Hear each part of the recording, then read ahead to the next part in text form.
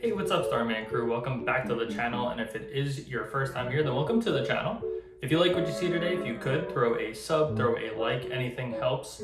And yeah, I'm going to be diving into a question that I've been seeing a lot, which is how to tell if my Pokemon cards are worth any money. Like, how do you know? So I'm going to be going through some cards, different types, things to look for, and at the end I will show you a surefire way to get the best idea on how much your card is worth. So I'll give you some tips on what to look for, and then we'll go and do a search ourselves. So let's get into it. Alright, so what we are going to be looking at today is basically what to look for in your cards and how best to look them up. So just to start off, I will start off with my most valuable cards, which are my Charizard VMAX and Charizard cards. So obviously, as you can tell, these are two very different types of cards. So this right here is what we call a Shadowless Charizard, and this is a VMAX Charizard. So the best way to look them up is basically just to look for some key things, which what you would do is you would look for your name, so obviously Charizard, and then you'd have to look for where this came from. So we call this a shadowless card because if you look around this border, there is no shadows. So if you were to take a regular card from around the same era, so anything past first edition, it'll have a shadow right here.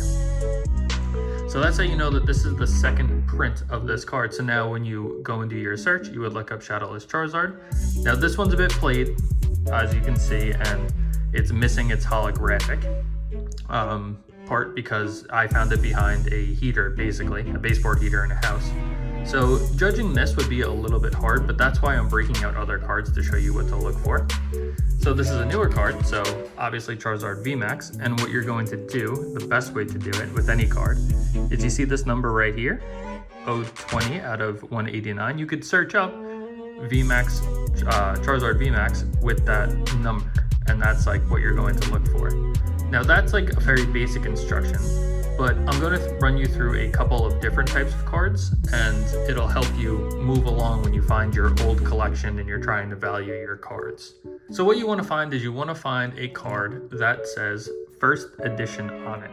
These are the oldest cards that you're going to get. Now these are not from base set, but they are first edition. So this is a first edition from Team Rocket, because on the right side is where you will see where the cards came from. The reason that this Charizard you know is a base set is because there is nothing here. So if you come to here, you see R is Team Rocket. You see this Kabutops. This is a first edition from Fossil, from the Fossil set. And this is a Scyther, a first edition, again, but from the Jungle Pack. So these are all non-holographic. So those are things that you would search for. So you'd search for Scyther, first edition Fossil, non-holographic. And if you really want to, because you already know if you have all that information basically what it is, but if you want to also go by the number 26 out of 64.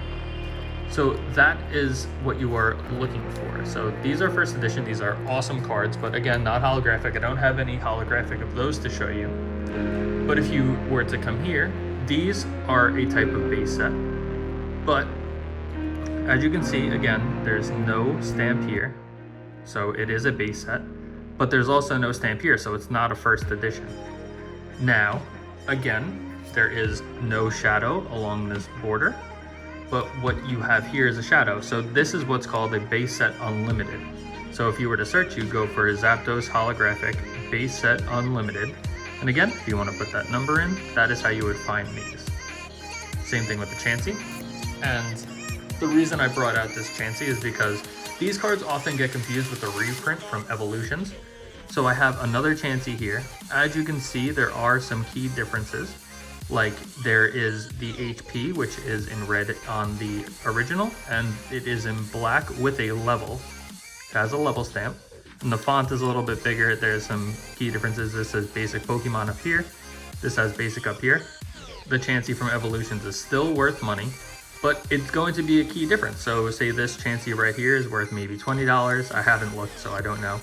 This Chansey is probably worth like 10, like half the money. Whatever it is. But again, like I said, I'm going to show you at the end how to search each one up, but I wanted to show some of those differences so you know kind of what you're looking at. It makes it a little bit easier. Now here we have a Snorlax. So again, it is not a first edition. It has a shadow, but we have here the logo for Jungle. So that's how you know that it is a Snorlax holographic from Jungle. And that's again what you would look at. And it also has the number in this corner.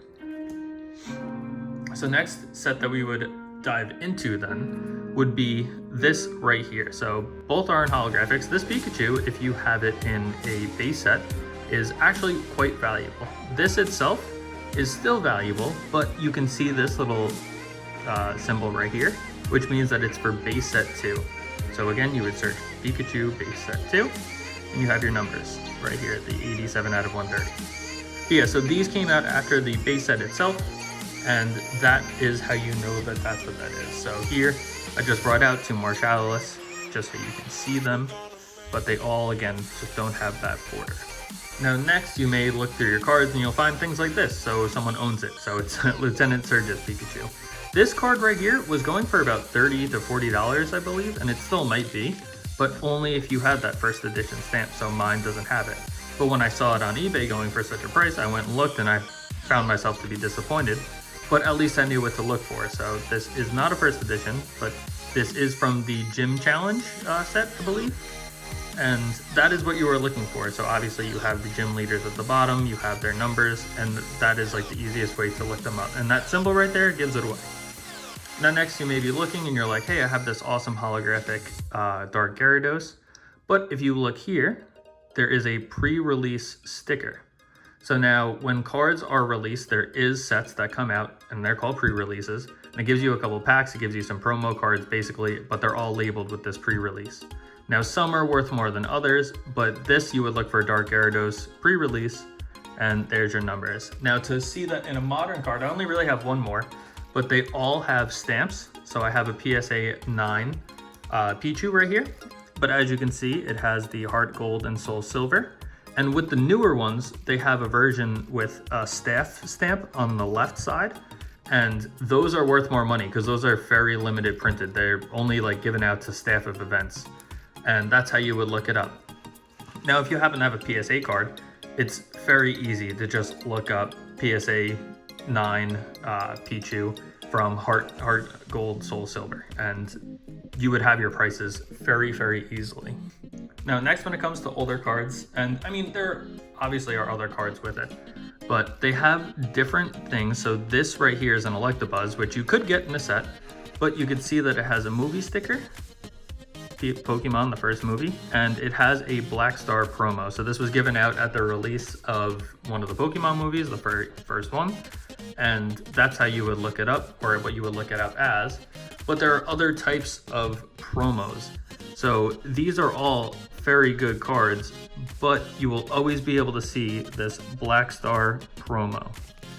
Over here, again, in this corner, Black Star promo.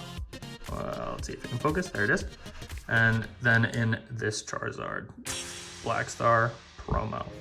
So those are usually worth a bit less than the ones that you can pull, but that's how you would look for them. You just look in this corner and that's where you would see the Black Star promo. And as we get into new age cards, there are different types. So you may have a Rainbow Rare, which are very fun to get, but those are a bit more rare. You have a Gold Rare, which you can get. And with these are secret rares. So if you look in this bottom corner and you were to see this number, 197 out of 189, the left number will always be higher than the right number because it's supposed to work in fractions, but if you have a super rare or a hyper rare, it's going to be more. Then we have these cards, which are full art trainer cards. And these are very cool to have as well, but that's how you would look it up. So you just look up here's full art card. And we have VMAX cards, as well as V cards and whatnot. But it just makes it easy to look at. So Morpeko VMAX is what you would look up. And then again, you have your number in this corner. And it just makes it quite easy for the search itself. Now, what's a little bit confusing is there are new age reverse hollows and there's older reverse hollows, and some are worth more than others. The older reverse hollows are worth more, so these are new. These are probably worth like maybe 50 cents at most, maybe $1. But then you have reverse holos from like Evolutions. So like this Gyarados itself is worth, I think, about $5, and this Charmeleon is worth a bit more. So if you have any kind of like foil on your card, it's potentially worth money, and it could be worth looking into. But if you know what you're looking at, the more you get an eye for it, the more you'll be able to tell if it's even worth looking up or not. Now, there are obviously a bunch of different types of cards too. So like here we have a Lucario shiny card. Again, it has the symbols on the bottom, so SV22 out of SV94. And to show you an example, I will show you exactly how I do it, the exact process. And I will use this card as an example. And let's grab the, make it easy. Let's grab the Charizard VMAX, and I will show you the process right now. So you can go into eBay and you can go into the search bar. So you start to search up Charizard VMAX, and you can even do the numbers. So we have 022 out of 189. And then when you search that up, you can see what these are being listed for. You can see a couple of Beckett 10s, which ours is ungraded. So you don't want to go off of that. You want to find an ungraded one. But these are what they're being listed. You go to the filters, and this is the most important part. And you search up the sold items. So you just click that setting for filters, and then you can see what people are actually paying for. So you see 129 right there. You go down a little bit more, you see 120 down at the bottom, and you can see what they're paying for graded as well. And that, I'd say it's around $120. So next you would move into Lucario. So Lucario, again, you can search up the SV22, which is one of the options. And when you look, you can see what it's being listed for. So around like $12 or so is looking about what it's going to be. But then you go into this, and again, it's very important. You go into sold items. It'll also select completed items, and you'll see it varies, but it's around $11. And you can do that with any card that you want, and it's just that process. Thank you so much for checking out that video. I hope that helps. If you could, throw a like, throw a sub if you like what you saw, throw a comment, maybe even share how you get your prices, but that is how I go about getting my prices. But at any rate, I hope this does help, and I hope you enjoy the rest of your day or night whenever you get around to watching this.